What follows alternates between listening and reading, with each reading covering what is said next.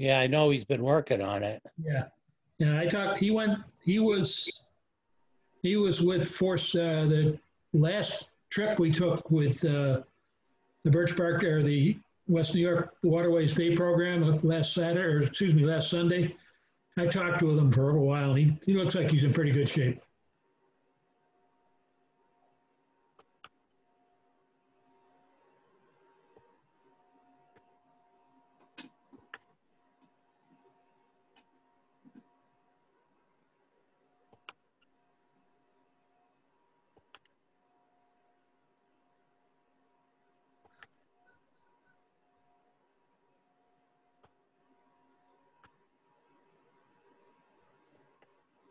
And it's a great message. That Be a Scout pin goes a long way to not only identifying your unit, but identifying future potential scouts for your unit. So stay on top of it and do your due diligence, and maybe we can find some more scouts, which would be great.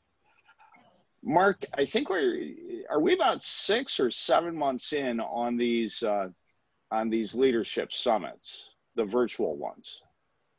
The virtual ones, we actually started having them in April. So I think we're 6 months in. This is the sixth one. Okay, so we're 6 months in, and I want to start tonight out, and I'm not going to be long-winded either, which people who know me will really be happy to hear.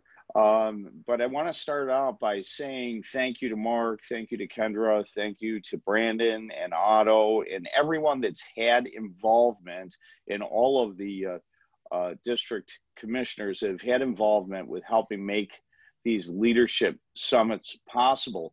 But they wouldn't be possible or practical, for that matter, if one thing didn't happen, and that's if people didn't attend.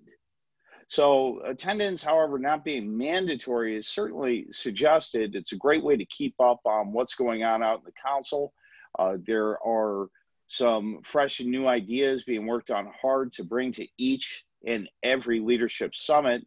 And if I could make an ask of you tonight, it would be prior to the next leadership summit, invite somebody else from your unit to attend. Share this information. One of the reasons that we're doing these is to provide consistency in messaging to as many leaders as possible so that we can effectively deliver the mission of scouting to more and more of the young people in Western New York. After all, that's what we're here for. That's what you work so hard to do, is to deliver this mission to more and more young people in Western New York. You're all doing such a great job. The key four is always so thankful and grateful for the job that everyone's doing in being creative and coming up with new solutions to meet in different ways, whether it's virtually or in person. Is your meeting place the same one you've always had? Are you now possibly meeting, sometimes doing events somewhere, and then maybe only meeting once a month in person and the rest virtually? Everyone's a little bit different on this, and I know there's going to be more talk about this tonight. But the bottom line is we have to keep our youth involved. If we lose a single youth because they become uninvolved during COVID, the thought and prospect of getting them back into the program is so difficult. And we all know this through our own personal experiences, that once a young person steps out of a program, to bring them back in is almost impossible. So please, let's cast that lifeline out there. Let's make it fun. Let's make it exciting. Every single meeting, every single, whether it's Zoom or in person, just really trying to get them out there. And as we've always said, outing and scouting is important, and maybe now more than ever. So a couple more things. The leaders and parents, thank you. The engagement is great. I'd like to talk now about training. And what I'd like to talk about, by the way, I know we had an exciting training experience this weekend. I don't have the final numbers on it, but I know there were people involved in delivering the training, and they were very excited about the number of people coming out. So congratulations for everyone who did that. Hopefully some of you are on the call tonight and had a great experience. I know it was a great program put together, but also youth protection training. Now, 2 years ago, if you're new to being registered with Scouts as a leader, you wouldn't know this, but 2 years ago, we all retook youth protection training, and it's required that we fill that requirement every 2 years. And I do want to say that because so many people took it at the end of the year, we have a large amount who are coming due and who are expiring right now. So if I could ask you to check on your youth protection training status, not just for yourself, but for the people in your units, and please get a good, strong push on that. It is a requirement for recharter, which is the next topic. There's a great session tonight on recharter, and the message is this: we all need to have our units rechartered. It happens every year, so we might as well embrace it, get it done with. It's a time where we actually list all of the people on our charter as being in our units. It's a great time to reach out to people who haven't in this environment maybe been active, and maybe we can throw a lifeline out and bring them back in. So please really push the recharter. Look at these deadlines prior to year end. We actually need all of the charters in, not just prior to year end, but a couple weeks prior to year end, so that we can actually do all the necessary housekeeping associated with running it through the system and so on. Let's pay attention to the online portion of it, and please make sure that anything that can be done electronically is done electronically. And if you follow the tips and tricks that Kendra has put together, and that Otto has talked about, and they've done this in conjunction with other commissioners, unit commissioners, and district commissioners, you're going to find that it's much, much easier than it actually used to be. So I wish you all great fortune with getting this done, and I'm really looking forward to seeing some exceptional results with that. Lastly, I want to say, as I always say, thank you. Thank you very much for everything that you're doing. You all make a difference. An hour in scouting can leave an imprint on a young person's life that can last a lifetime. I know this because there were people in scouting that made sacrifices and actually put together programs for me when I was involved in it. And I know that myself and the leaders in my unit did the same thing, and we can see the difference in many, many young people that will last throughout their lifetimes. So I thank you very much for everything you do. Please remember, you make a difference trying to teach young people to also make a difference. It's a great place to be, and it's more important today than it's ever been. It's relevant, it's exciting, and it's a great option. It's not an option. It is a great thing for our young people to get involved in. With that said, I thank you very much. I'm going to knock this back to Mark, who I believe is going to introduce Otto. And Otto, it's nice and sunny and warm in Florida. That's Steve. Yes, it is. Can everyone hear me? Okay. Yep. I had some setup issues here, but no, thank you, Joe. Thank you. Am I on? Is it my turn? It's your turn, Otto. Okay. All right. Well, great. Welcome everybody again, and hi to everyone. Yes, I am in Florida right now. I'm spending some time with my mom. So basically, as it relates to our renewal process, it is the single most important administrative task that our units will have to do. And you have done so much already. I think earlier, maybe a couple of weeks ago, we sent out recognition to the Scotty, which is our annual golf tournament, recognizing all of the 1,896 trained and registered leaders for all that you have done during this difficult time throughout. And so again, so this is one more task, and we want to thank you in advance already for taking this on and making sure that this happens. So Mark, if you can just put up the screen, because I believe the email went out with the access codes to our unit leaders, our key three for each unit, our charter organization rep, committee chair, and unit leader, be it scoutmaster or our cub masters. That should be out. You should have that information. And again, I'm kind of falling in, so I do want to definitely give credit to Kendra for putting this together for all of us. And this will also be, this should be available on our website as well after this meeting, so you'll have access to this. So the information went out, key three received all that information. Thank you. The next. Can I break in real quick if you don't mind? Absolutely, yeah. I did have a unit that was just a little bit confused about how much are the dues going to be total for a scout and total for an adult. And we'll go over all that. Absolutely. No, I'm good with that as long as you're going to go over it. Thank you. Okay, great. So so for new members, so that's all of our new scouts that are joining in the fall. Make sure that you have the new membership application that should be turned in and paid for as they are received. Do not wait for the recharter to turn in the new applications. New members should not participate in activities as they are not covered by insurance until they are registered. Next slide. Here are the fees for all those that are new. So the new applications that are coming in, and of course it's prorated throughout from starting in September all the way to December, and this is the fee breakdown. There is a new member one-time joining fee by the BSA. This is not prorated, and that's a $25 joining fee. And underneath, you also see the adults and exploring youth fees.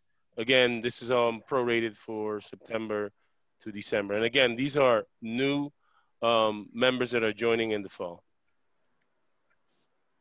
Now, the joining membership fees for the new charter year, that's January the 1st to December the 31st, 2021, are as follows. So Cub Scouts, Scouts, BSA, and Venturing Youth is $96, and this does not include Boys Life. Exploring Youth and all adults, $42. And again, just a reminder about the new youth member fee, $25. Each unit must also submit an annual renewal charter fee of $75. So to access the unit charter renewal system, required documents to be turned in at the council to ensure that this is finalized, your paperwork is finalized to renew the process. All pages of the unit charter renewal report package, no draft copies. And again, Kendra's gonna go over that. BSA adult and youth applications for everyone listed as new on page 1 of the charter renewal report package. Adult applications must include a signed disclosure authorization form, youth protection training certificates. YPT is available online at my.scouting.org. If your unit is not paying online, one check for all renewal fees made payable to GNFC, Greater Niagara Frontier Council, and the annual charter agreement. So those are the items that will need to be turned in. Okay, so this is on Can I interrupt for 1 second, Otto? Yeah, go ahead. When you have finished your charter, your online charter processing on the internet, please make sure you print out all of these things. You're not done until you have brought in or turned in the hard copy of the paperwork also to the council office. And last year we had some people that thought once they pressed complete and everything was done, they thought they were done, and you still have to bring those papers in and have signed paperwork that you bring into the office. So with that, it's a great segue for Kendra's part right now. I have one question, Otto, before you go to Sure. It's Mark Ottinger. So AOLs that are crossing to Boy Scouts still pay the $1 transfer fee? No, they do not. There's no $1 transfer fee. All right. But They just they play the do new need an application. $75 with their application fee for the registration for the new year. Correct. Okay. but they do need an application in order to transfer. Yeah, Mark said that. Mark, you said that, right? Yes, yeah. Yeah, definitely need the application. But yes, there's no $1 transfer fee. Thank you for that. Good question. Go ahead, Kendra. Okay, anything else up to now that Otto had mentioned? The big thing when you first start, it's going to help you all a lot if you put in all of your applications and payments for any new scouts or adults and get them recorded and online before you print out your charter through your Internet Advancement Program, so that when you're working on this, you have the right charter paperwork to go with the right members of your unit. It's going to make it much easier for you than adding new people while you're doing your recharter. So try to get those applications turned in as soon as you get them before you start your charter paperwork, which means right now, because you really want to get your charter paperwork started and done by the end of November. Okay, to access internet rechartering, the easy way to do that is to go onto the westernnewyorkscouting.org site, scroll down toward the bottom of the page and click on the link for internet rechartering. There is a tutorial for those who have not done this before or those who are interested in a little bit of hand holding. And the link for that tutorial is right here. We will post this PowerPoint so that if you have to refer back to this link, you'll be able to find it. Next page. The first thing you're going to do when you are starting your internet rechartering is you're going to assign a person in your unit to be the rechartering processor.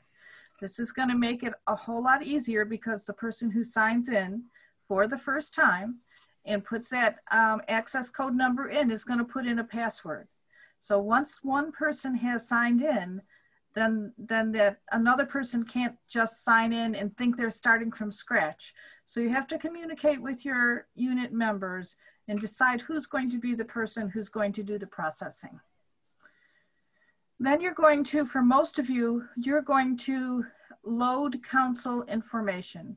This is the way you're going to pull up your information on your unit. It will show your roster. If there are people that are using Packmaster or Troopmaster or another third-party recording system, you will click on Upload Recharter File. The next thing you're going to do is update charter information, select which current members to renew on your next year's roster, promote members, add adult members, and add youth members, update member data, and update member positions. That's an important one because if you don't check on addresses, phone numbers, and information on each of your members, this is the information that's going into national, and this is the information that's going to show up. Especially in today's world, a lot of people are changing their landlines and only using cell phones. So it's important to make sure you've got these numbers updated and any emails updated before you finish your paperwork for the internet rechartering. Check your roster. Validate the data to be submitted, making sure it conforms to the BSA rules. Update member fees. Update fees. Example, assign multiple status and sign up unit members for Boys Life. And the question about dues. Dues are set by the individual units. That has nothing to do with the recharter fees and the council fee to the unit. So every unit makes their own decision on what they want to charge as dues and when they want to collect it. Member fees for members who are registered in multiple units they're only paying in one unit and can be adjusted after the summary stage of the online internet rechartering. If you have a scout who is a member of another council, who is a BSA member, they do not have to pay their registration fee again, they just have to pay the individual council insurance fee. So let's say you have a member who is registered with Iroquois Trails, and they also register, let's say they register with the ship in GNFC. They only have to pay one registration fee, but they would have to pay GNFC's insurance fee of $6. Oh shit, you didn't tell me. Okay, next. There are two options for signing your finalized charter. The first option is to sign electronically. You're going to select the approver and then select we agree. And this is where you're going to sign the rechartering document if you're processing it electronically. And you're going to pick the name of the person who's your COR or institution head to sign this. If you're not signing it electronically, if you're doing it on paper and you really don't want to put a digital signature there, you do have that option. You're going to click over on the second choice, which is we do not agree, and select next. If you choose to finalize your paperwork that way, you're going to need additional signatures, including the executive officer, the chartered org representative, and the unit leader. When you've completed all of the information, click the submit button. Print the whole package. And remember, you're going to turn in that front page, the very first page that has almost nothing on it. You're going to need to turn in every single piece of paper that prints out when you print that charter. Make sure you acquire the appropriate signatures. If the digital signature of the executive officer or chartered org rep is not approved online, you must have it signed by all three. Then you're going to make an appointment with your district executive to bring the entire packet in along with the new applications that you might have and any insurance payments to the council office. Make sure if you have new adult applications, you bring in their signed background check and their youth protection certificate. We cannot process a new adult without youth protection. Kendra? Yes? There are 2 questions that have come up in the chat room. Okay, questions. Can you see the chat room? Yes. One is from David Haynes and the others. David, is there an annual disclosure form for existing adult leaders? There is an annual background check for leaders, but we don't need it right now. No, it's already been turned in. We did go through a process where all adult leaders had to turn them in, but that will be random moving forward. So right now, anyone who is a registered, what? And on that, Kendra, there's a handful of folks, and we're sending out communication by the end of this week that still need to complete the authorization for criminal background warrant. So that's just a handful of people, but those are the existing folks. But for everybody that's joining that's new, of course, they're gonna have to complete that. And the next question here was Andy commented on the charter, when you print it out, do not turn in the draft. When you first review it and you look at your charter, what you're gonna see is a charter that has the word draft across it. It will not be the final charter until you have completed everything. So you have to hit submit and then print out your charter before you have all the final paperwork correctly finished. Okay, next page, please. Hendrik, can I ask one question? It's Mark Ottinger. Sure, Mark. Sure. So we're institutional rep. Father Matt is moving from Blessed Sacrament to St. Peter and Paul's. So during this charter time, we may not have a replacement named yet. So would we use the interim rep or our I believe you can use the interim rep. Bob, would you like to the interim rep, whoever. Yeah. Or could we use in our charge at the moment? Okay.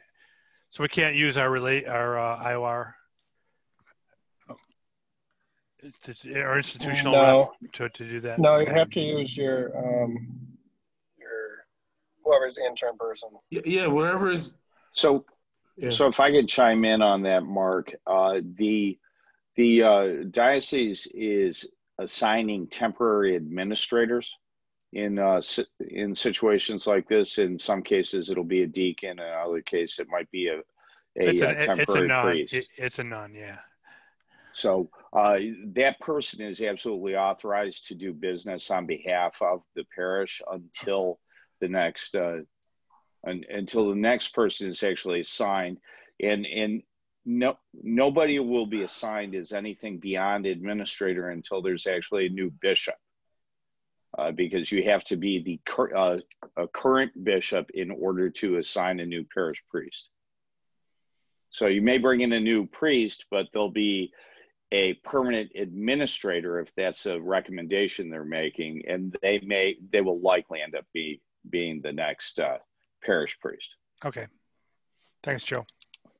You're welcome. Any other questions?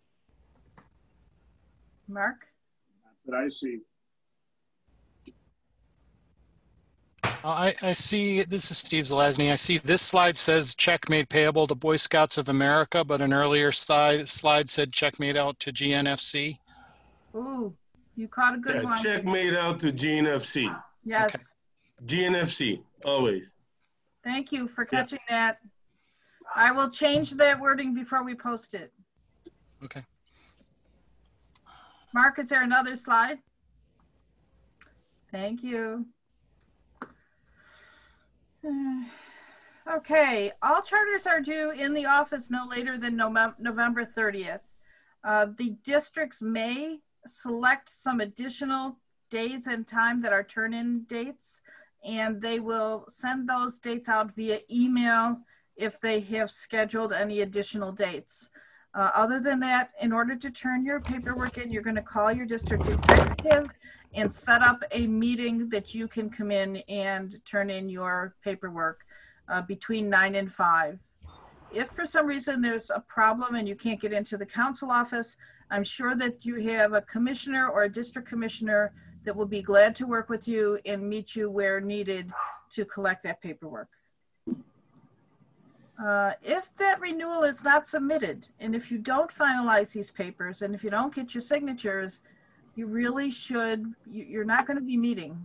You can't meet, you won't be insured. You have to get all this stuff turned in. And every year we struggle with some of our units who are very slow in getting this in. But we're giving you a lot of warning. This isn't a new process. It's now quite easy to do because it's online and everything is all digital. So please try to get your stuff in by the end of November. It would really make everyone's life much easier if we can have all of our ducks in a row and all of our paperwork turned in promptly. Next. I bet everybody can read that. No, you can't read it, but it was in the email that was sent to you with your access code. And this is a sheet that will really help you when you're figuring out what has to be done in order to make sure your unit is going to pass the test when we review your charter document. And it will show you which positions need to be included in your charter paperwork. It will show you the number of, oh, thank you. It will show you that you have to update the addresses and phone numbers. You have to make sure that the adults on the charter are current with youth protection training. And you can always go into my.scouting to your unit, to the training tab, and print out a youth protection training report if you have any questions and you're not sure. It would be a good idea to double check. I know I stay on top of it with our unit, and I had 4 people that needed to finish their youth protection training. Also, Mark and Dan Walther have been sending out letters, and I think National has sent out letters too. If your youth protection is due, you've had plenty of notice. So if they have a problem, the biggest problem is usually they have forgotten their login and password. Give a call to your unit commissioner or your district executive, and we can help you out. Make sure that you have reviewed your draft and then print out a final copy of your paperwork. You're going to make sure that it's signed either digitally or with the 3 people that have to sign it. You're going to make sure that you have new applications and all fees that are necessary. So if you have a brand new person, you're going to have your $96 fee for the scout, plus a $25 registration fee, first time scouting, plus whatever fee was prorated from the date that they joined until December 31st. So make sure that you've added in all of those numbers.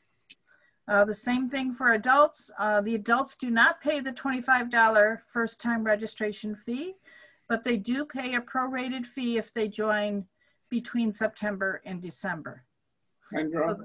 Yes? Two more questions in chat. Okay. Thank you for letting me know. Yeah.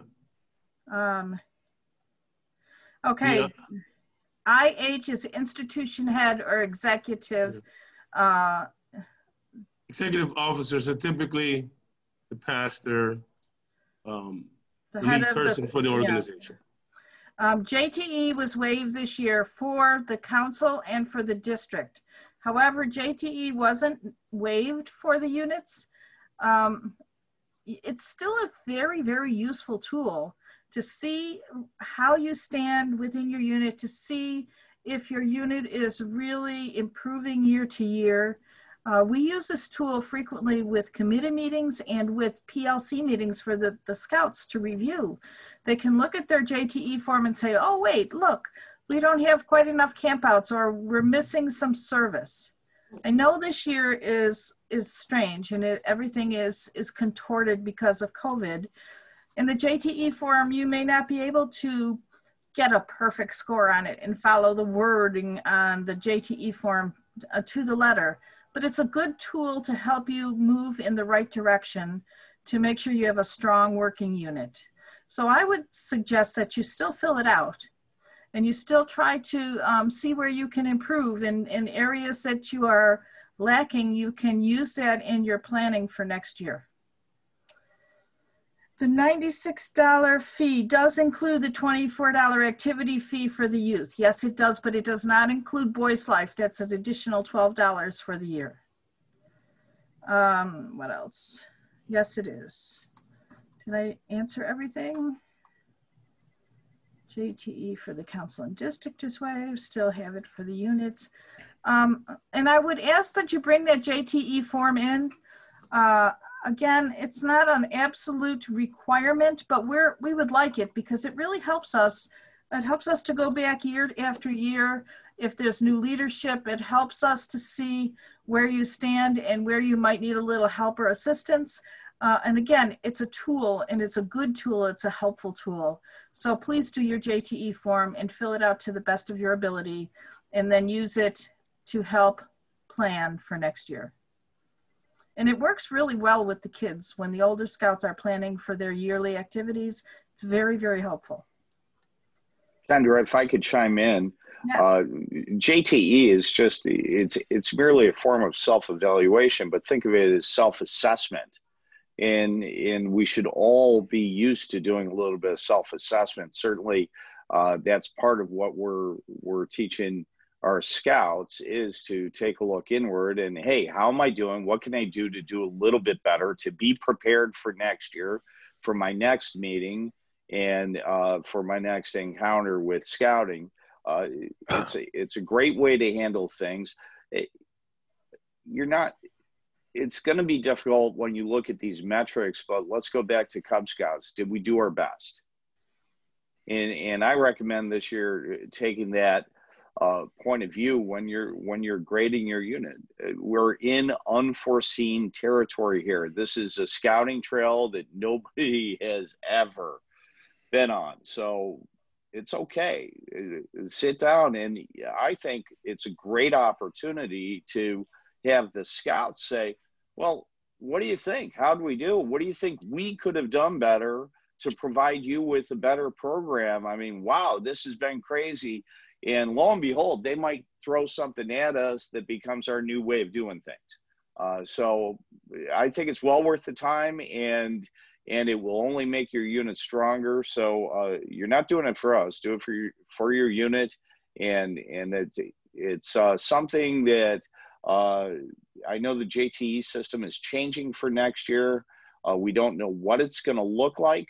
So there's always going to be some type of self-assessment out there, because it's just a great way to be in search of excellence. And we truly are in search of excellence in programming and the way that we deliver the mission of scouting.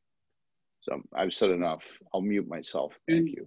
Joe and Otto, if you could address this question, because I think it's more for you. I've had one chat here that I was asked to remind everyone that GNFC does have a mandatory physician training policy, and it was implemented a number of years ago. And adults should be trained for their registered physician in order to process the charters. Now, I know that's been soft in the past. I'd like to hear your opinions on that. Well, I was watching the judicial hearings today, and I've been waiting for an opportunity to say, I don't know if I should opine on that. And if you saw them, you'll know what I'm talking about. I will say this, that non-negotiable is youth protection training for everybody. Your registration just won't pass without it. Second from that, we need all of our scoutmasters, cubmasters, assistant scoutmasters, den leaders, all need to be trained. Our committee chair needs to be trained. How can you be an effective committee chair if you haven't gone through training? I will tell you, I've been a committee chair, I've been a cubmaster, I've been a scoutmaster. I have not been a den leader. And I will say that being a great den leader is a fabulous job. It's just you shouldn't hold it at the same time you're the cubmaster. All of these people should be trained. And think of it this way. If you are an adult leader and you have a child in the unit, would you want another adult leader presenting a program to your children that they weren't trained to do? So my belief is 100% trained, all adults in their positions. Dave Bliss, you're holding your head in your hands. I can see I'm looking right at you. I hope you agree with me. I agree with that, Joe, and I also agree that you said 2 or 3 times you were going to be brief. I tried to do. I asked him about this. I threw him back into the fire. I am now muting. Thank you, David, for calling me out. Joe, that's because I was the one who sent the chat to Mark Gaynor on it. Yeah. That was Darlene. If anybody didn't see her light up. Okay. Thank you, Paul, for that. Kendra, I'll turn it back over to you. Okay, down toward the bottom of this document that's on the screen, it says Annual Unit Charter Agreement Form. This is something that you have to make sure you also print out and you also get signed. And this has to be signed by your charter, your institution head, and your COR. And that's a little bit separate from the recharter paperwork that you're going to work on online. So don't forget to get that done and turn that in. Also, when you come in to turn in your paperwork, this sounds kind of silly, but bring your checkbook. We need you to pay for this stuff, and turning in just the paperwork isn't quite enough. We really need the fees to go along with that paperwork. Next sheet, Mark. Yes, just a minute. Back to normal size. And these papers here, these documents are included in the email that was sent out to the key 3 of each unit.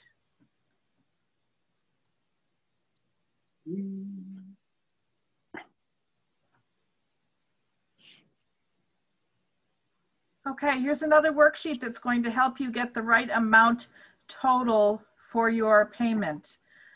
Don't write your check out until you get into the council office and until you're meeting with your district executive and you have gone over this charter packet, because they may tell you that there's something that's a little bit different and you want to make sure that you can change that amount once you're into the office. But this paperwork will help you greatly. This is the amount of money that you're going to be paying for each individual, broken down by the registration cost, the insurance cost, and the council fee. Also remember that there is a $25 first time scouter fee that has to be, it's probably at the bottom of this page, Mark. Yes, new applications, total new applications, where is it? It isn't on this form, is it? Right there. Can you Yeah, see? you got it. New applications. Okay, for new youth members. You're right. I see it. Again, that's only for youth members, not for adult members. So this calculation down here would show the prorated fee for the months that are prior to January 1st, plus the $25 for a new youth member. So Kendra, that $25 for a new youth member, does that apply to someone who moved up from AOL to BSA? No. It No, only applies no. for new scouts. New scouts Excellent. that are joining now Excellent. in the fall.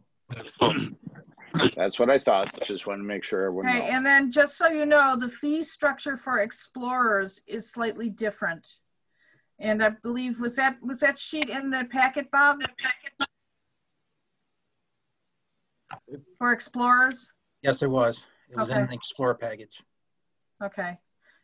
Does the $25 fee apply if someone's let their membership last for a year, like they dropped out of Cub Scouts and then they decided to come back to Boy Scouts? No.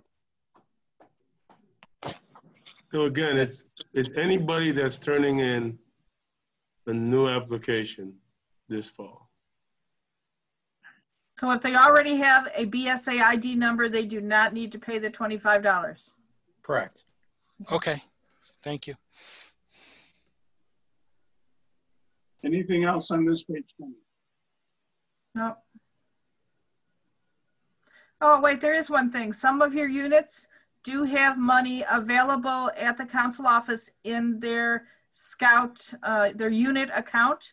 So you can check with Sarah or you can check with your district executive to see if there is any money in your unit account that can be put toward your registration fees. Correct. How's that?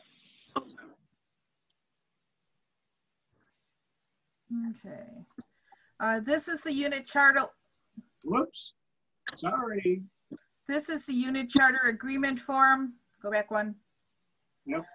This is a separate document, a separate sheet of paper, and you have to. Oh, well. This one does not want to enlarge. Okay, it's you have to get the chartered organization to sign it, the local council to sign it, and the chartered org rep. So if you have an executive officer or an institution head, you get them to sign it and the chartered org rep. And then someone at the council office will sign this when you bring in your paperwork. Hey, Kendra, just one more thing on that. I mean, this is really an important document to make sure that this is done, and it spells out the responsibilities that the charter organization has and agrees to, or what the local council agrees to. So very important. And we did have several units last year that printed off the charter paperwork from the online processing and then brought all that stuff in, but did not bring in the signed unit charter agreement. So make sure you've got this done as well. Next page. Common errors. This is what we find when you bring it in and you sit down at the table with your district executive. Applications are not attached for individuals listed as new on the cover sheet. If you don't want this to be a problem, get those applications put in now before you process your charter. Adult applications are required for any youth who turned 18. So if you have a scout that is aged out, you really should put through that adult application with their youth protection training immediately. But if you have not done that, you have to do that at recharter. You have to check to make sure all the signatures are on the applications. It's very common for people to forget to put their signatures on there. Double check your adult applications when you're receiving them. Read through them slowly. There's things that are missing. Sometimes they don't put down the background review information, and sometimes they forget to sign their initials in the middle. Sometimes they even forget to put their email or their signature on there. Just kind of take a gander at it and make sure everything is on there. If it's a transfer application, stick their BSA ID number on there. That'll be helpful when we're processing that transfer. Another one that's missing, I mentioned it before, the first page on your recharter documents, when you print it off, You may think it's useless, but you've got to put that cover sheet on there. So don't throw it away, keep it with your packet and turn it in with your whole packet. Another problem that we've had is sometimes more than one position has been assigned to an adult leader. If you use that sheet that came in your packet that gave you a little hint about how many positions and what positions are needed for each unit, you won't have this problem. But review which people are assigned to which position. Another one that has happened, now that we have girl troops and boy troops and Cub Scout packs and ships, if you have a chartered organization, all units for that chartered organization must have the same COR and institution head or executive officer. So you can't have a Cub Scout pack with First United Church that has one COR and a Boy Scout troop with the same church and the same number of their unit number with a different COR. They have to match. They have to be the same. All of them for the same chartered organization have to have the same COR and same institution head. Contact information, here's who you call. When you're ready to turn stuff in, call your district executive or email them. And if you need more help, contact your commissioners. These are the email addresses for the district commissioners. If you have a relationship with your regular unit commissioner, you may also contact them. If anybody needs any help, call your district commissioner, call your commissioner, call your executive office or your district executive. All of us will be glad to help you through this if you have any questions at all. The end. Thank you, Kendra. You're welcome. I know we'll get some questions because sometimes there's things that come up. Oh, I know what we didn't talk about. When you do your charter paperwork, if you have someone that is a multiple registered individual, you're not going to find the place that you get to put it in there so they don't have to pay their fee twice. You have to wait until after you've gotten to the end of your charter paperwork and you've already looked at your summary page, and then after that there's a page that allows you to flag who is a multiple so you don't have to pay twice. But you'll sit there and say, wait a minute, I don't want to pay for this person. They're registered in 2 units and we don't have to pay twice. That page does show up. Just be patient. It's on the documents after you've hit summary. That is so frustrating to have to wait till then. It's very, very frustrating, but it is there. Just keep on going. Before you hit your final printout, it will be there and you can flag those people. You can also flag, I believe that's the page, if you have siblings and you only want one to pay for Boy's Life, you can flag that there too. Questions? Go ahead. Questions? So means it doesn't. If there's no questions, every one of you is going to have this in before November 30th, right? Mm-hmm. Shake your heads up and down, next guys. year. Yep. The only having to pay once issue, Kendra, that would definitely apply to the chartered org rep, I guess, if we have a troop and a pack.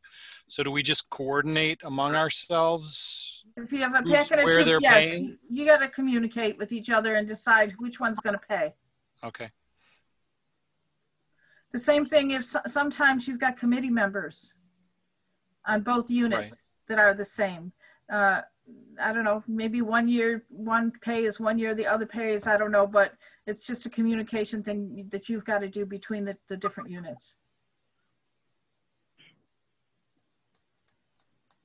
Anything else? There's going to be some of you that try to go on and you forget your login information. We'll chuckle a little because it's a common problem, but give your district executive an email or your district commissioner and we'll get that fixed for you. So Robert Dusher has a question from Troop 816. Our unit did an 18-month charter as a new unit. If we have new members join, are they automatically added to the charter with the registration? So yes, they will be part of the 2021 renewal package. But they still have to pay that $25. Correct. Absolutely. Mm-hmm.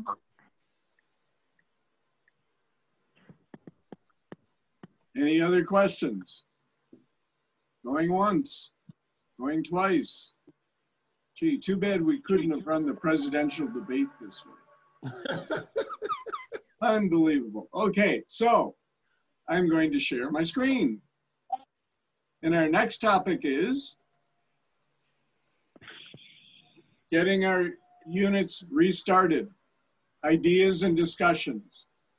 If you remember, last month, I put out there that I wanted to get input from other leaders, other commissioners, other execs. I mean, I didn't care who I got them from. And it's like, how can we get things restarted? What are some great ideas for restarting? I got nothing, unfortunately. So that being said, Kendra and I brainstormed, and we're going to tag team this one and do it quickly. We're going to give you some ideas of things that might be useful to get your unit restarted. And I will start. One is a virtual fishing tournament. Now it's getting colder and colder, but we ran one at the end of June. We did it all family oriented, and the kids loved it. So that's my first one. Kendra, next one. And it doesn't have to be a fishing tournament. It can be any kind of virtual camp out. These kids loved it. And what we did because of social distancing was we had the virtual portion of the camping weekend online virtually, and then the kids could all camp out in their backyard with their families, so that we're totally social distanced, but still got the camping experience to the best of our ability in today's world. And I'm going to unmute Kendra, because I had to mute everybody because of the background noise. There Okay. we go. Okay. Bike rides. A lot of units have tried going on bike hikes. It's actually perfect weather right now for bike rides.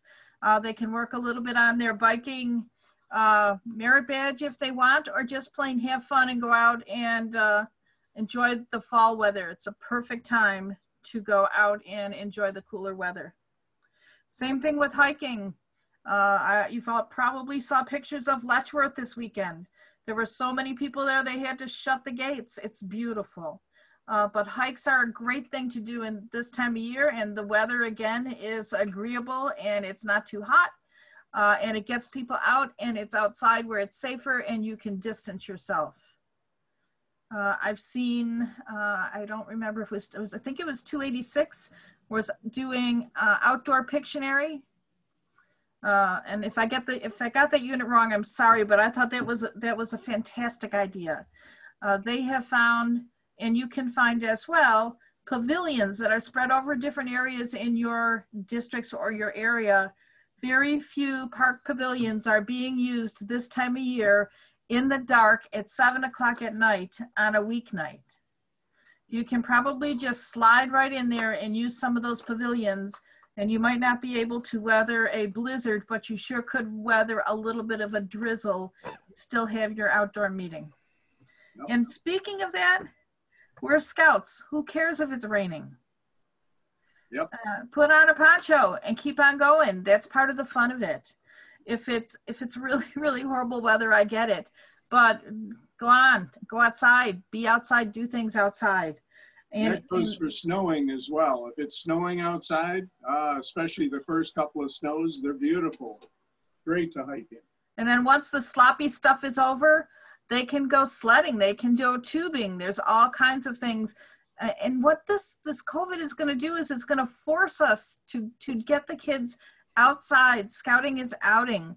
Don't go into the buildings, stay outside. It's safer out there, it's healthier out there, and the kids have ultimately more fun when they're outside doing the outside stuff. Now, historically, we've waited until the Rangers have called Beaver Days, okay? There is nothing wrong with your unit contacting one of our camps and asking the ranger, hey, is there some work we can do? Is there some wood we can split, carry, haul, branches, whatever?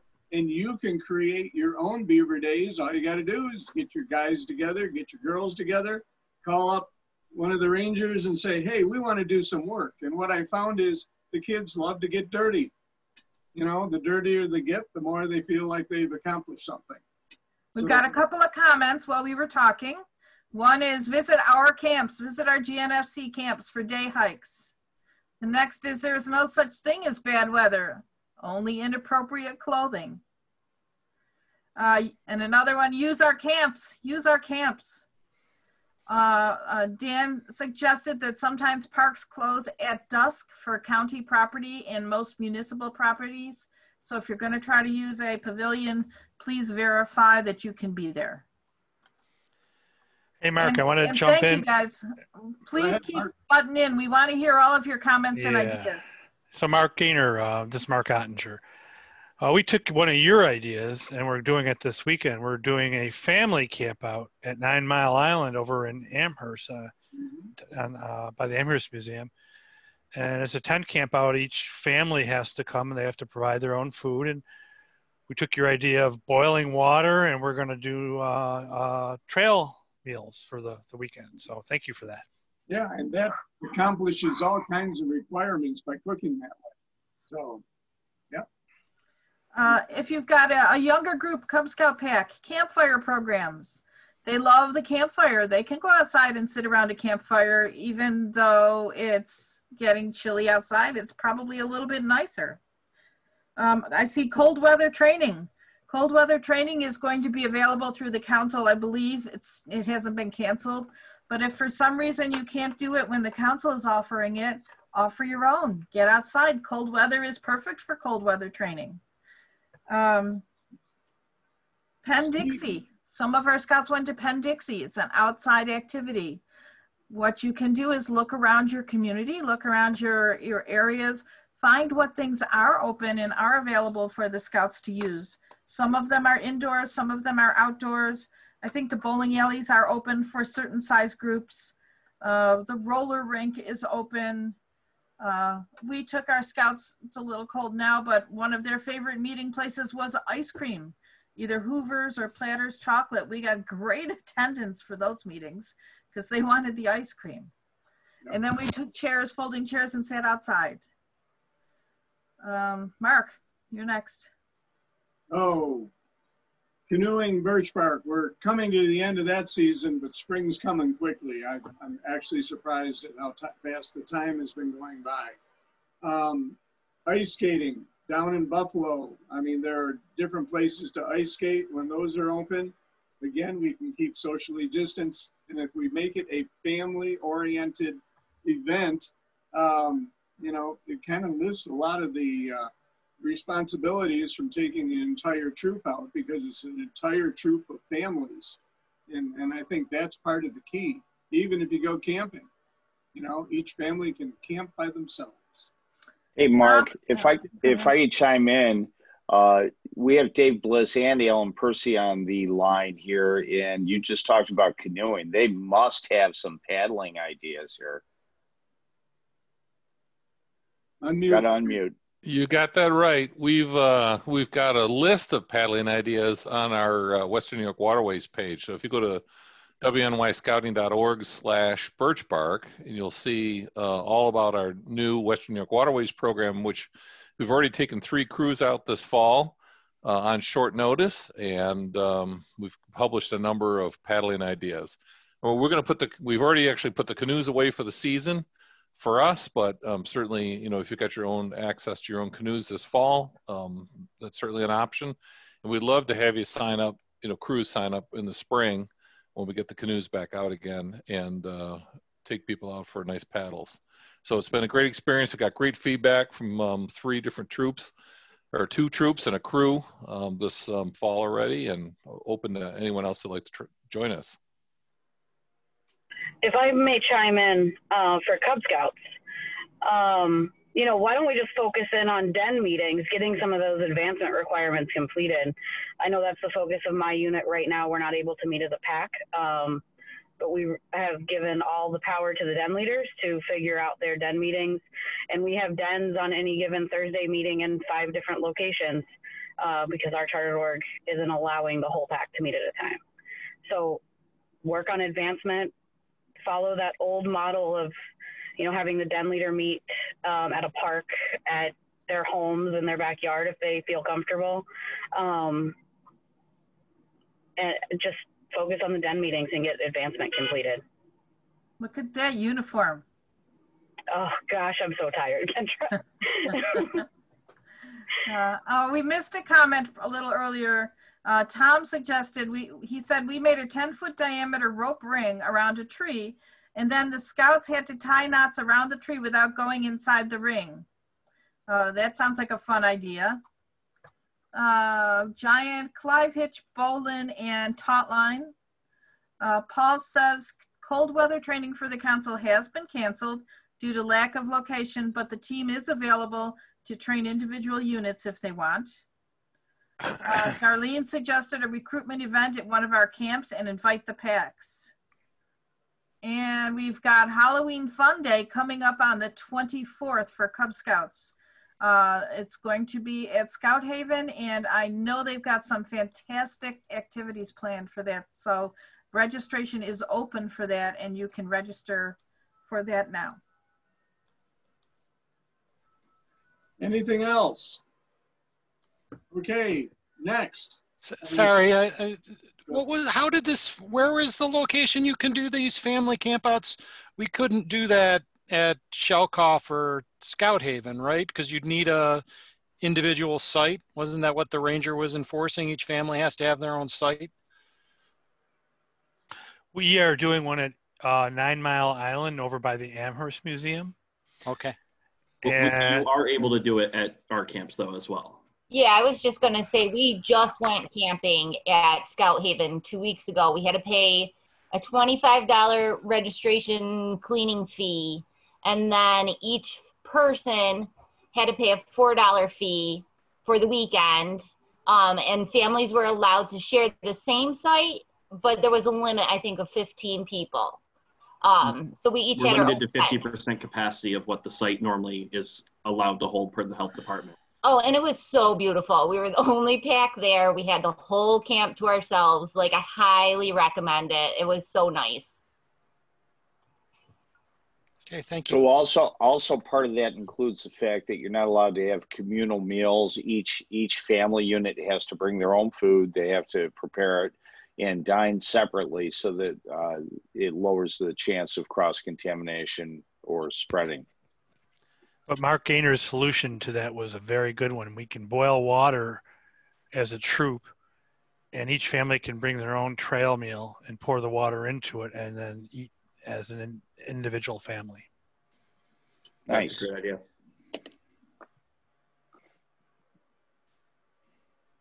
Okay. Anything else on activities? Rob Reeves would like to make a quick report on training up into this past weekend.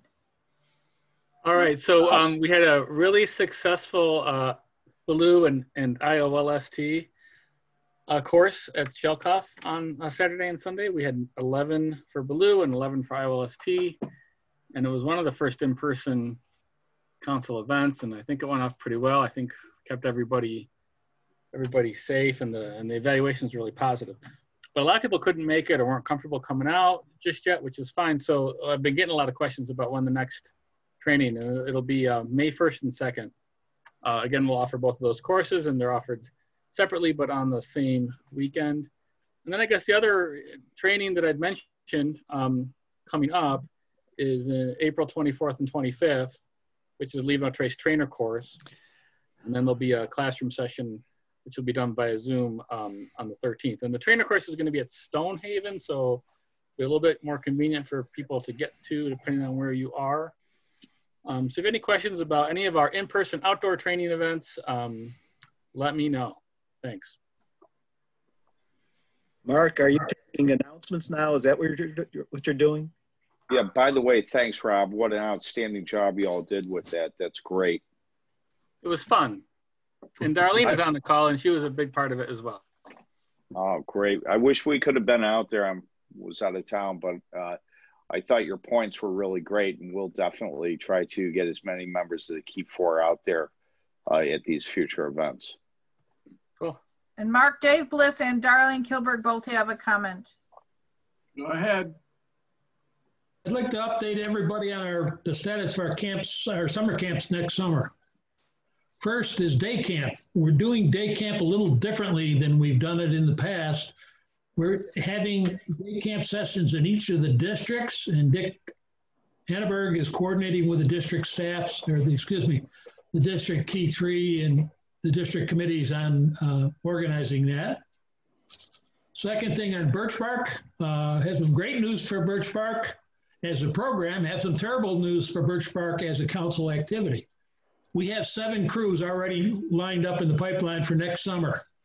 That's a great news because it's early. We've got a crew coming up from Louisiana. We got 3 crews from Baltimore. We got a crew from Iroquois Trails. We have 2 crews from Seneca Waterways. I think you can piece from that the bad news for the council is we don't have any units yet from the council who have committed to Birch Park next summer. To stir the bushes on that, we're going to have a Zoom claim stake for our Scouts BSA camp, our Cub camp, and Birch Park. And Alan Percy and Chris Masterson are going to be announcing that. It'll be the beginning of November. Next summer, as I think everybody knows, our Cub camp program and our Scout BSA program are going to be combined and all held at Scout Haven. And a lot of the benefits on that we'll talk about later. But I just want to announce our attendance so far, or our commitment so far. Week 1 is going to be the Cub camp, and that's scheduled now to start on the 4th of July. We have 1 unit, 1 pack committed to that, and we're in the process of changing the start date from the 4th of July to the 5th of July. On week 2 of the Cub camp, we have 9 packs committed already. Week 3 of the program is a Scout BSA camp, and we have 10 troops. Week 4 is again, a Scout BSA camp, and we have 7 troops for that. Week 5 is the last week of the Scout BSA, and we have 6 troops committed to that. Then weeks 6 and 7 are the last 2 weeks for the Cub packs, and we have 4 and 3 packs committed to those. I think Chris wanted to add a few things, and Stacy maybe want to add a couple things about that. Go ahead, Chris. Yeah, thanks, Dave. Yeah, so Dave gave you the numbers on Scouts BSA camp. That first week, that first session is just about sold out. 1 spot left there. I have 9 spots left altogether for SBSA this year. I'm very happy about that. I told everyone I'm going to sell camp out for not only Scouts BSA, but we're going to do it for Cubs too. So if you're waiting, don't wait. You're going to lose out. Get on board with it now. All we need right now is for you to contact myself for Scouts BSA or Stacy for Cubs. And we just need to know what session that you want. And then we'll talk about finances and stuff after that. But right now we want to fill those spots. As Dave pointed out, some stuff with the first week there. We want to fill that first week up for Cubs, and Stacy will talk about that in a minute. So we have been working nonstop on program and training and getting our staff together. I'm happy to report that we are probably one of the only camps in the Northeast region that has almost a full staff right now. We are looking for an aquatics director. If anybody knows anyone, send them our way. We're recruiting for that. That's really the only big role that we have to fill. And we have a plan B, of course, for that. But I'm very happy to report on not only the signups for camp, but that we have a staff that's ready to go. And what you're going to get from Scouts BSA and Cubs and our whole council program is you're going to get the most dedicated, experienced, and trained staff in the Northeast region. I promise you that. We've been doing this for a long time. We have a staff that can face adversity, and we're definitely in a time of adversity. So know that you have the staff that's going to take care of your units. But please sign up early. Get on board. I don't want to see anybody miss out. If you're having any problems or there's any concerns that you have, we've been fielding a lot of concerns out there for different things in scouting right now. send them our way. We're problem solvers. We'll try to be. We have a lot of support, and we'll use it. So I want to thank everybody. Stacy, do you have anything you'd like to add? I want to correct the numbers. As of this morning, we have 10 units registered for session 2. So if you wanted session 2, you need to tell me tonight, because we have 1 spot left for session 2. Look out for an email from me in the coming days with a Google form that you can fill out, so we have all of your contact information, and the contact information for your camp coordinators. I'm trying to think if there was anything else. Chris, can you I don't know how to do this on my phone. Can you throw our emails in the chat so people know how to contact us? Yeah, I sure will. And I forgot to add, Stacy, that we have the handout that we had for the claim stake is on the council website under the camping section. Look for claim stake newsletter, and you'll get the information that we've put out so far. Of course, as we go down the road here, it's going to get more detailed. But bear with us. We're dealing with this time like everybody else, and we'll get the appropriate information out when it's time. Stacy, I will put that in there. And yeah, also we had the claim stake on Saturday, and I want to thank Birch Bark for coming out and supporting us as they always do.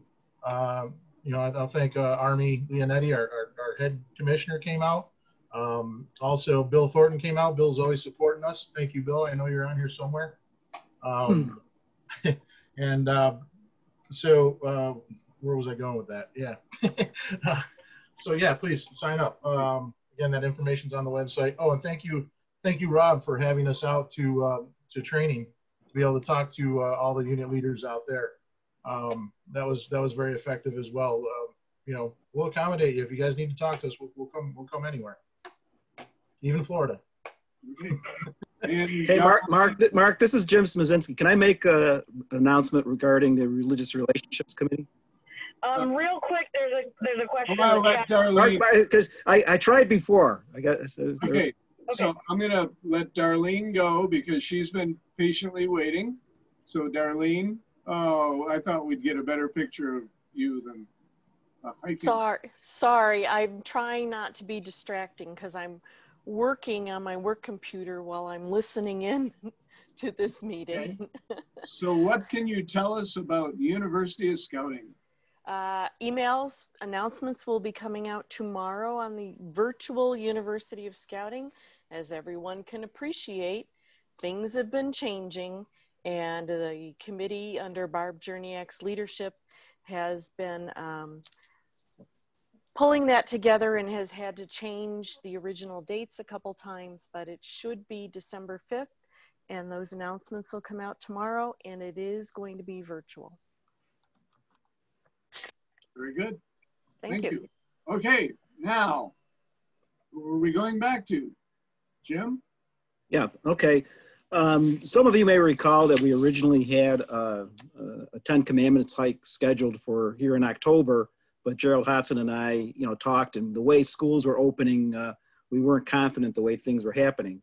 But the good news is that the National Religious Relationships Committee is going to be doing a virtual interfaith hike on November 8th, starting at 2:30. I participated in a Zoom meeting this last weekend, and they still don't have the link for that. But once I have that, I'll make sure it gets out on the council website and scheduled so that people, if they want to participate in that, what they're planning on doing is to basically, the description is to join faith groups from around the country to share traditions and things like that. And that'll be a free event. The other thing they're going to be sponsoring, and again, they don't have the details nailed down, but in the month of November, if you want to plan your own, 5K walk or run, which is about 3 miles, basically come up with your own, route, which you can do in many different ways as a unit or as a family or whatever the case may be. They're going to be having T-shirts and a medal that you put around your neck. And so that's going to be coming out as well. So once I have the details, I'll make sure it gets out on the website. There will be a cost to that. That's the part they're nailing down. There'll be a cost for scouts, a cost for adults, for the to cover the cost of the T-shirt and the medal. So again, just so you have the, so as far as, again, the local 10 commandment hike we weren't able to do, but there, you know, there is these events that are happening. So we'll get the information out that accordingly. That's all. Thank you very much. Okay. I think we've wrapped up upcoming events and deadlines. Is there anybody else who has a question? Let's see. Mark, there was a question, a couple questions in chat, I think, unless it's already been answered, about Cub Scouts, when they're run. It says, it appears camp runs from Sunday through Wednesday instead of traditional Thursday through Sunday. Can you please confirm? And so who wants to field that? There's not actually a set day. So some of the weeks run Sunday to Wednesday. Some of the weeks, I'm trying to think exactly. Some of them run like Friday to Monday, I think. They're kind of all over the place just because we wanted to squeeze as much camp into the summer as possible because we were combining the two at the same property. So just pay close attention to what days those fall on and what works best for your unit. And if you need any dates, they are posted on the council website, but I can also talk to you about that.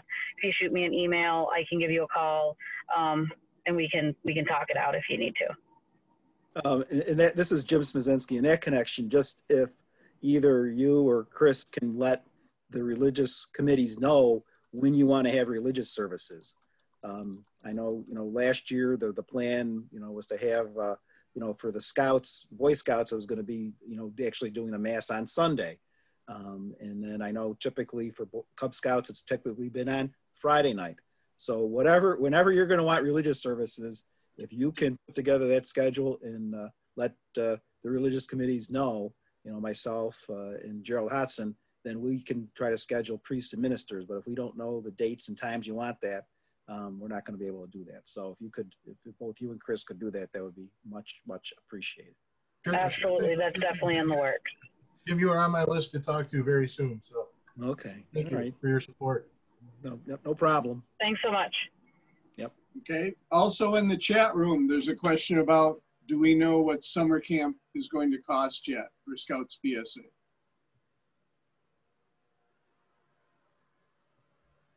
Dick, are you on? Do you want to handle that question?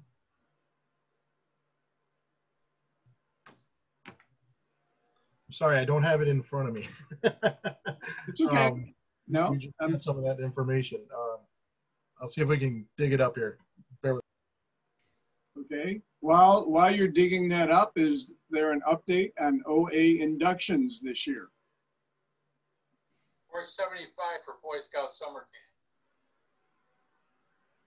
What was that, Chris? Oh, this is Wayne A. is $475 for Boy Scout summer camp. Thank you. Thanks, Mr. Greens. I'm a program guy. You know, I don't work with money. Okay. That's all right. Kendra, did you get it? Actually, regarding the Scouts BSA fee, you really want to see a breakdown on that because that includes a COVID fee that's anticipated, and I'd rather not speak to it without seeing the document. So I think what we should do is we should commit to having some information up on the website so that people can see that and understand what the breakdown is on that, because there is a COVID fee associated with that due to the anticipated expenses related to that. Sure. So I put the link in the chat, Joe. Thank you. Thank It's you on the very website much. right now. Yep. Thank you, Rob. I was going to say this on the website, and I believe Rob had posted it in the chat. Okay. Thank you. We had an update on OA inductions. Larry, you're on. I see you. Yes. Unfortunately, trying to get everything tied up and laid out, we're not going to get our 50-50 induction in. We're going to wait until the national virtual induction, which is in November. And we are just about getting ready to get a mailing out to all the candidates who are able to do this, what they're going to have to do. We're going to talk with the parents so they know what they have to do for their candidate. and they will have to schedule some sort of community service for about 4 hours on Saturday. And then they will have a ceremony that has been recorded by the national officers. And after that, a bunch of us will take all the sashes, books, flaps, and everything, and we will start driving around and dropping them off personally to the candidates who went through that induction. And that's about it for right now, but be looking for something on the email or in your regular mail. I still make regular mails that go out, so we're gonna try and hit everybody that we can. And right now we have about, let's see, one of our chapters just did another election, which we can still do. So we're up to about 118 candidates from last year, this year, and we'll go that way. And Kendra, I hope you saw, but I didn't get the email out. Becca Siegfried. I did see. Yep, she is now a member of the Order of the Arrow. They moved out to California, and they did their induction last weekend. And now we have Becca as a member of the Order of the Arrow. It's about time for you. I know. I was real proud of her because that was quick right after her move. Yep. So that was taken care of. That's it for me. Just look for our mailing and the information on the national virtual induction. Wonderful. Okay. Now, and I don't know if there's much we can do for updates, but if we could, I'd like to get an update from each district. And here we go. So Onondaga's on first. Any updates that we all need to know about? Onondaga has no updates. So. Well, you're quick. That's it. This meeting's running long, so I'm trying to move it along here. Thank you. Okay. Polaris, any updates? Polaris has no updates. Yes, we do. I just want to thank we do. everyone. What? I just want to thank everyone who attended the dinner at the Webster's Kitchen. It was a great turnout, I think, at Webster's Kitchen. That's a good one, Brandon. And Rob, I don't know what you have. It's real quick. Tuesday, October 27th, District Committee and Commissioner meeting. And then Wednesday, December 2nd, our district annual meeting. And the Klondike is moving forward, Star Wars theme, and we've got about 6 games planned. And we don't know if it'll be a weekend or a day event, but it's going to be that last weekend in January, so January 3rd. How's that for quick? That's quick. That's wonderful. Red Jacket, any updates or announcements? Yeah, just, and I'm going to mention it again to our breakout session if we have time for that, but the commissioners and our district executive is going to be meeting with the units in the various communities between the rest of October and November.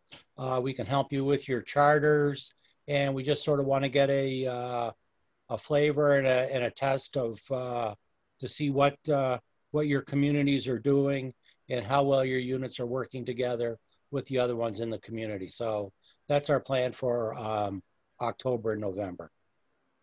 Fantastic. Anything else from Red Jacket? No, but you know what? Andy just made me think of something that I wanted to mention to everyone. One of the things that we're having a hard time with for some units is a place to meet indoors. And I've seen some of our units that do have a meeting place indoors are actually switching off. If they've got, let's say, every Thursday available, they'll take 2 of the Thursdays a month and then they'll offer their other 2 Thursdays to a different unit. So sometimes if you coordinate and you communicate with other units, you can put together creative plans that will allow you to have a meeting space, even though you don't think you have one right now. Then finally, Tatanka, any updates? Thank you. No updates for Tatanka for the group. None? None.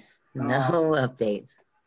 Okay, next we have to go into our breakout sessions. It's going to take me a couple of minutes because I've been really active running the presentation to assign you to the breakout, but I will get there. So again, everybody, this was a phenomenal meeting. Thank you all for everything you do. And, you know, on behalf of Joe, I believe this went really, really well tonight. So, Jim, you raised your hand.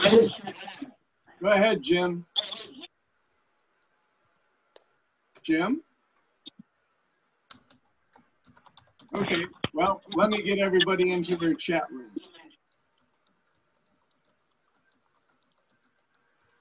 And, okay. Red jacket. Close. Anybody who's got an A by the name is going to go into the breakout room for Red Jacket. And you know what I could do that would make this real easy? I could put all of you in the Red Jacket breakout room, and then when you hang up, you're gone. Then it will be instantaneous. So sounds like a stroke of genius, Mark. Here we Have go. at it. All right, help me out, God, Mark. Do your God job. bless you all. Stay healthy.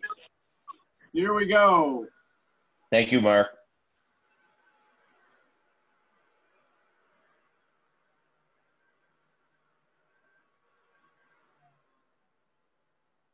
Bye, Mark. You're all disappearing.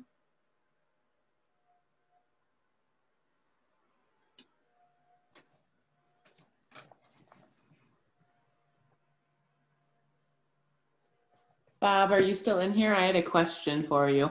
It's Amy Valancourt.